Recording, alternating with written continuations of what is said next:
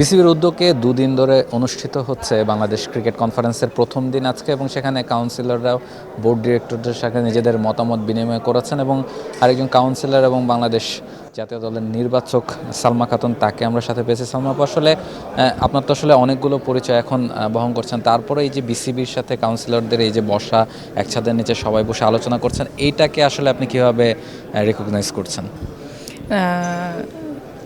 আসলে অনেক ভালো লাগছে যে এত বড় একটা ইভেন্টে যে আমাকে ইনভাইট করা হয়েছে। এখানে এসে নিজেকে অনেক ধন্য মনে করছে, এবং ক্রিকেট বোর্ডকে অনেক ধন্যবাদ যে এরকম একটা প্রোগ্রামকে সুন্দরভাবে আয়োজন করছে 2 দিন ব্যাপী। সব মশার বিরুদ্ধে সুরক্ষা দিতে এলো বসুন্ধরা এক্সট্রিম অ্যারোসল, মশার বিরুদ্ধে এক্সট্রিম সুরক্ষা। তো সব কিছু মিলে আসলে ভালো লাগছে এখানে আসলে। এবং আজকে সারাদিন ধরে যে আলোচনাগুলো হয়েছে, আপনারা মত বিনিময় করেছেন, কতখানি আশা আসলে দেখতে পাচ্ছেন? বা যেহেতু আমরা রিসেন্ট টাইমে এই ধরনের আয়োজন দেখিনি, ফলে মনে হয় কি না যে এই আলোচনাগুলো আসলেই প্র্যাকটিক্যালি কোনো সলিউশন আনতে সাহায্য করবে? না, অবশ্যই আলোচনা তো এর জন্যই করা হচ্ছে যেহেতু সলিউশনগুলো আসে। তো যেহেতু ক্রিকেট বোর্ড এই আয়োজনটা করেছে, অবশ্যই নিশ্চয়ই তারাও এই চিন্তাটা করেছে যে আসলে প্রত্যেকটা জেলা বা ডিভিশন থেকে যারা কোচ আছে এবং যারা কাউন্সিলর হয়েছে তাদেরকে নিয়ে একটা বৈঠক করে যে প্রোগ্রামটা করতেছে, তো নিশ্চয়ই তাদের একটা প্ল্যান অবশ্যই আছে। তো আমি আশা করব যেহেতু তারা এই প্রোগ্রামটা আয়োজন করেছে, তো ওখান থেকে নিশ্চয়ই কোনো সলিউশন বের হবে। এবং আশাবাদী আমি যে যে বিষয়গুলো আমরা কথা বলেছি, সবাই যারা আবদার করেছে, নিশ্চয়ই হয়তো বা সময় দিতে হবে একটু, কারণ আসলে বলার সঙ্গে সঙ্গে তো আসলে সম্ভব না। তো যেহেতু প্রেসিডেন্ট স্যারও অনেক আশ্বাস দিয়েছে এবং আরও যারা ছিলেন তারাও অনেক আশ্বাস দিয়েছে, তো আমার মনে হয় যে আসলে জিনিসটা বাস্তবায়ন হবে। হয়তো বা খুব দ্রুত না হলেও একটু সময় দিলে হয়তো বা ইনশাল্লাহ কাজ হবে। আপু, আপনি এখন ওমেন্স টিমের সিলেক্টর হিসেবে আছেন। আপনার কাছে যখন আপনি প্লেয়ার খুঁজতে যান, আপনার কাছে তখন মনে হয় কিনা যে এনাফ রিসোর্স আছে বা এনাফ টুর্নামেন্ট হচ্ছে যেখান থেকে আপনি প্লেয়ার খুঁজে খুঁজে নিয়ে আসতে পারবেন টপ লেভেলের জন্য? এছাড়া ওমেন্স ক্রিকেট নিয়ে অন্য কোনো চাওয়া বা অন্য কোনো বিষয়ে বোর্ডের সাথে আলোচনা হচ্ছে কিনা?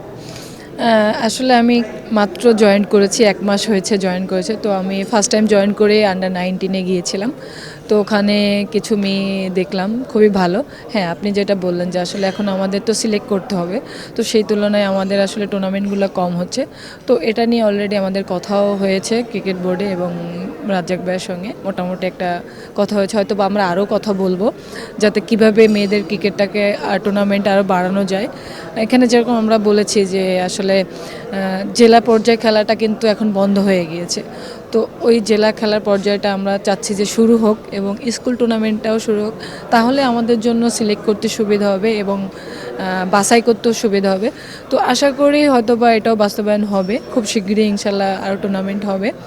তো ক্রিকেট বোর্ডের কাছে আসলে একটাই আমাদের চাওয়া থাকবে, সেটা হচ্ছে যে যত দ্রুত সম্ভব ছেলেদের টুর্নামেন্টের পাশাপাশি যাতে মেয়েদের টুর্নামেন্টও আয়োজন করা যায়।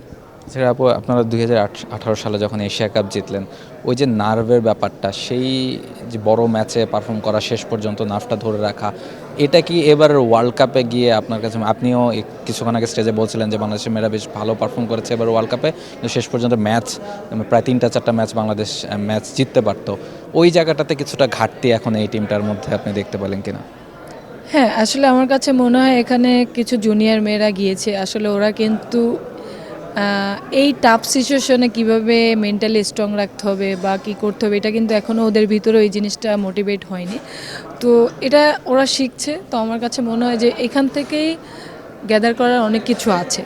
তো আমি সবসময়ই বলি যে আসলে কিছু পেতে হলে কিছু খাওয়াতে হয়। তো সেটা হচ্ছে আমাদের ওয়ার্ল্ড কাপে আসলেই অনেক ভালো খেলেছে আমাদের মেয়েরা।